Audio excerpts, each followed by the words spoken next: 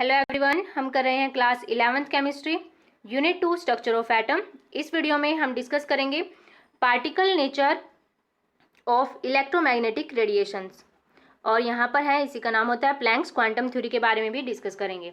तो देखिए इसके अंदर क्या है, हम सबसे पहले तो डिस्कस कर चुके हैं कि इलेक्ट्रोमैग्नेटिक रेडिएशंस क्या होती है। कि कोई भी मूविंग चार्ज पार्टिकल है जैसे कि एटम के अंदर है, यहाँ पर हम देखें कि क्या होता है, जो इलेक्ट्रॉन्स होते हैं ऑर्बिट के अंदर प्रेजेंट होते हैं और वो क्या है, रेगुलर मूव करते रहते हैं। तो यहाँ पर जो मूविंग चार्ज इलेक्ट्रॉन्स हैं वो रेगुलर यहाँ से रेडिएट करते हैं इलेक्ट्रोमैग्नेटिक रेडिएशंस को।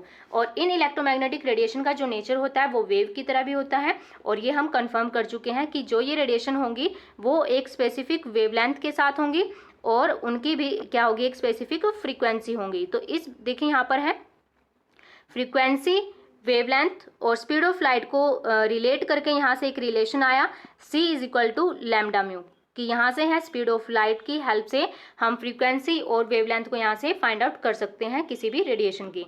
तो इस तरीके से यहाँ से इलेक्ट्रोमैग्नेटिक रेडिएशन का वेव नेचर एक्सप्लेन हुआ।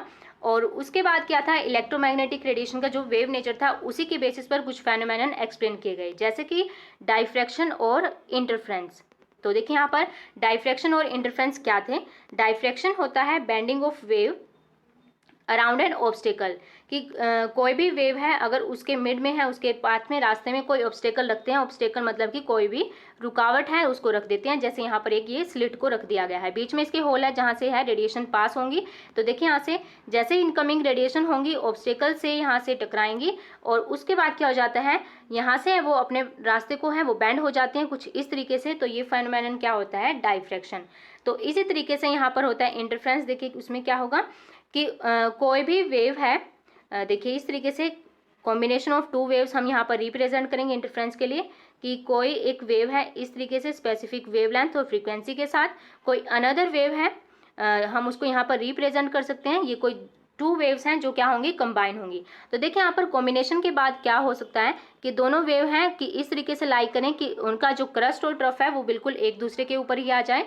तो ये जो फेनोमेनन होता है उसे हम यहाँ पर कहेंगे इंटरफ्रेंस। तो देखिए इस तरीके से टू वेव्स यहाँ पर कंबाइन हो रही है। यहाँ पर दो पॉसिबिलिटी है कि जैसे क्रस्ट के ऊपर आ रही है और सेकंड के अंदर हो सकता है कि यहाँ पर कि जो क्रस्ट है यहाँ पर अपोजिट हो एक दूसरे की, इस तरीके से जैसे हम यहाँ पर रिप्रेजेंट कर सकते हैं कि ये क्या हमारे पास फर्स्ट वेव है और यहाँ पर ये क्या सेकंड वेव। तो देखिए यहाँ पर क्रस्ट और ट्रफ एक दूसरे के ऊपर लाई कर रही है और यहाँ पर क्या है, दोनों की अपोजिट साइड पे है। तो ये फेनोमेनन होता है इंटरफ्रेंस।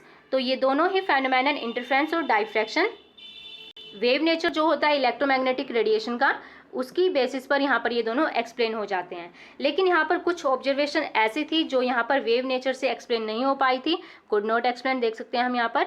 तो देखिए यहाँ पर वो क्या क्या थे। यहाँ पर सबसे पहले है nature of emission of radiation from the hot bodies, कि कोई भी हॉट बॉडीज है, कोई बॉडी जिसका टेम्परेचर काफ़ी हाई किया गया है, उसको हीट प्रोवाइड की गई है, तो उससे जो रेडिएशंस एमिट होती है उसका नेचर यहाँ पर वेव नेचर जो था वो एक्सप्लेन नहीं कर पाया था और इस फेनोमेनन को बोलते हैं यहाँ पर ब्लैक बॉडी रेडिएशन। नेक्स्ट है यहाँ पर इजेक्शन ऑफ इलेक्ट्रॉन, कि कोई भी एक मेटल सरफेस है उसके ऊपर जब रेडिएशन स्ट्राइक करती है तो वहाँ से इलेक्ट्रॉन्स इजेक्ट आउट हो जाते हैं। और यहाँ पर है वेव नेचर, इसको भी नहीं एक्सप्लेन कर पाया था और इसका यहाँ पर नाम होता है फोटो इलेक्ट्रिक इफेक्ट।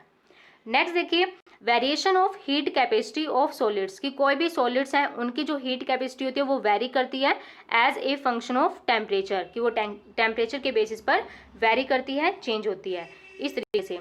तो देखिए यहाँ पर है जो वेव इलेक्ट्रोमैग्नेटिक रेडिएशन का पार्टिकल नेचर था वो इन फेनोमेनन को एक्सप्लेन करेगा, black body radiation, photo electric effect और यहाँ पर heat capacity of solids. Next हम देखते हैं, नेक्स्ट है यहाँ पर कि लाइन स्पेक्ट्रा ऑफ एटम्स। देखिए जैसे कि हाइड्रोजन की बात करें जो उसका लाइन स्पेक्ट्रा को ऑब्जर्व किया गया, तो उसके लिए भी यहाँ पर पार्टिकल नेचर जो होता है इलेक्ट्रोमैग्नेटिक रेडिएशन उसकी यहाँ पर जरूरत हुई। तो देखिए यहाँ पर ये जो सारे के सारे फेनोमेनन है ये यहाँ पर रिप्रेजेंट करते हैं, इंडिकेट करते हैं कि जो एनर्जी होती है वो क्या है इन द डिस्क्रीट अमाउंट, कि क्या है वो स्मॉल अमाउंट के अंदर है, यहाँ पर जरूरत होती है इलेक्ट्रोमैग्नेटिक रेडिएशन की एनर्जी की। और यहाँ पर ये जो एनर्जी है वो जो पॉसिबल होती है वो रेगुलर नहीं है, वो यहाँ पर स्मॉल पैकेट्स की फॉर्म में होगी। तो यहाँ पर ये सारे जो फेनोमेन थे इसी चीज़ की तरफ है, इसी की तरफ यहाँ पर इंडिकेट कर रहे थे। तो इसी के बेसिस पर है नेक्स्ट हम एक्सप्लेन करेंगे, जैसे कि है फेनोमेनन ब्लैक बॉडी रेडिएशन। और